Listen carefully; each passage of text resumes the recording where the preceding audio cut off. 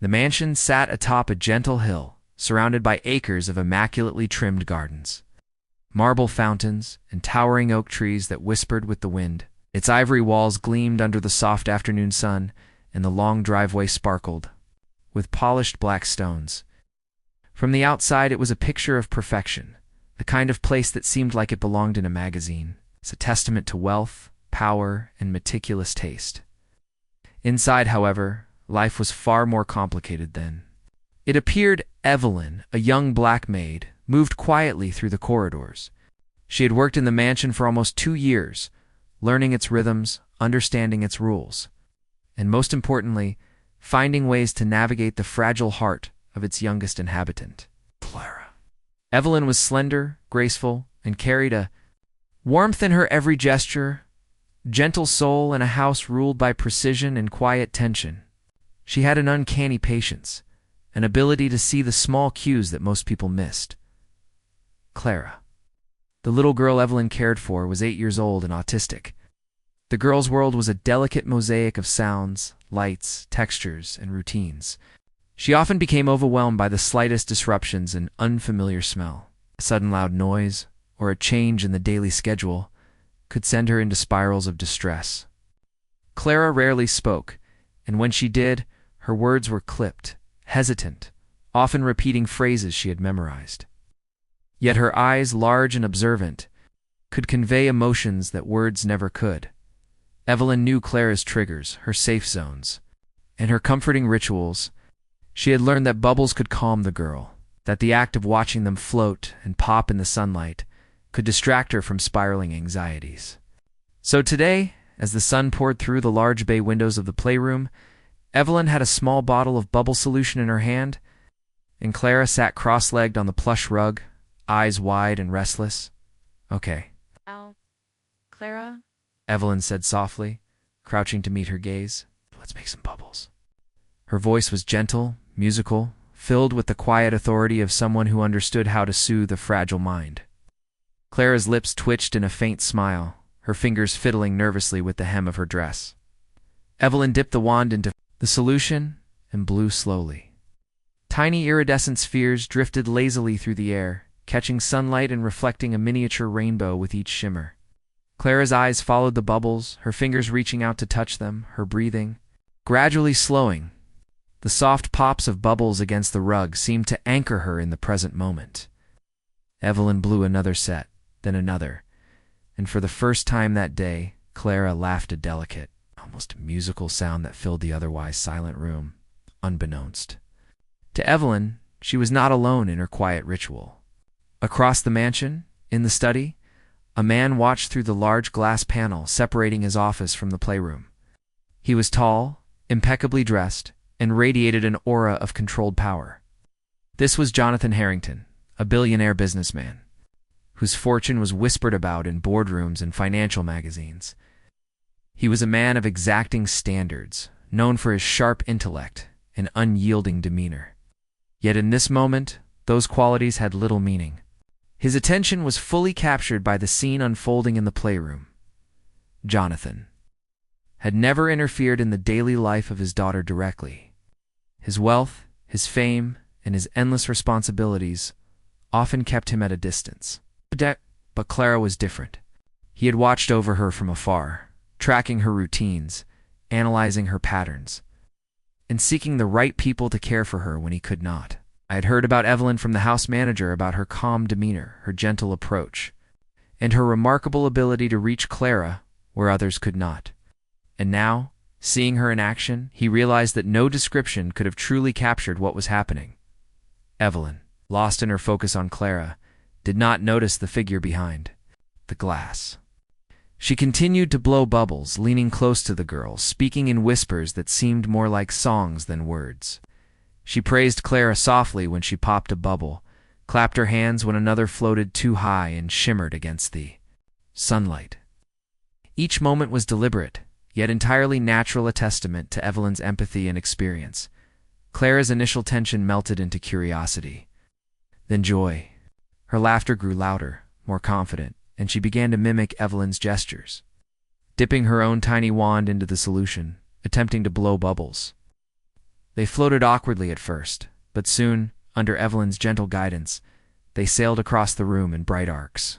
Clara's laughter became infectious, filling the mansion with a sound that Jonathan had rarely heard, a pure, unguarded expression of happiness. For Jonathan, watching from the study, something shifted inside him. He had spent years building an empire, negotiating multi-million-dollar deals, and maintaining a public image of invincibility. Yet here, in this quiet playroom, he felt a vulnerability that he had long buried. He was struck not by wealth or power, but by the raw simplicity of human connection, by the sight of his daughter's fragile mind being gently guided to serenity by someone he had never met before today. Minutes passed, though they felt like hours as Evelyn continued her ritual. Bubbles floated, glimmered, and popped. Clara's body relaxed completely, her hands reaching out without hesitation to touch the shimmering spheres. She murmured fragments of words, her voice soft and tentative, and Evelyn responded with patient repetition, reinforcing her sense of safety. Finally, Evelyn knelt beside Clara, taking her small hands in hers. "See, you did it. You made the bubbles dance." She smiled, her own exhaustion hidden beneath layers of professionalism and compassion. Clara leaned against her, the faintest sigh of contentment escaping her lips.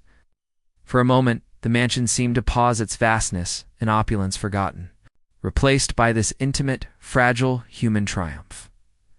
Jonathan remained still, silent. He had always known his daughter was delicate, that her world was constructed differently from others. But he had never truly realized how much patience, understanding, and heart it took to reach her.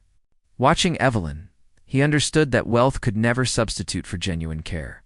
That money could buy almost anything, but it could not replicate the quiet magic of someone who truly saw his daughter. Evelyn eventually straightened, glancing at Clara with a soft, approving nod. "All right, sweet girl, let's put the bubbles away for now." Dara obeyed without argument, her mood stabilized, a rare and precious achievement in the Harrington household.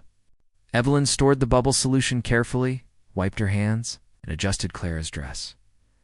It was only then that she noticed him, the man she had never formally met. Standing in the doorway of the playroom, tall, imposing, yet unmistakably aware of the tender scene he had just witnessed. Evelyn's breath caught slightly, but she did not falter. She had been trained to maintain composure, to act with dignity regardless of circumstance. "Mr. Harrington," she said politely, inclining her head, "I didn't realize you were watching."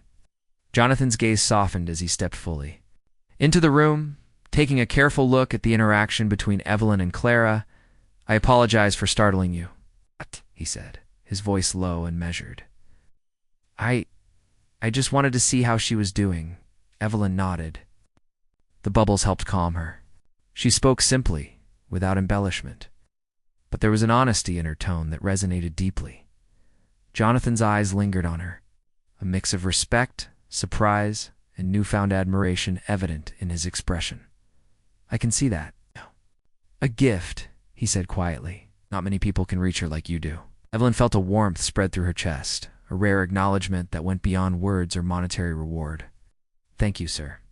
I only try to do what's right for her," she said humbly.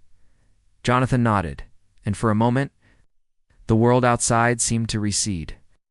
In that luxurious mansion, amid wealth and power, a billionaire father saw the immeasurable value of compassion, and a maid understood the quiet dignity of her own worth.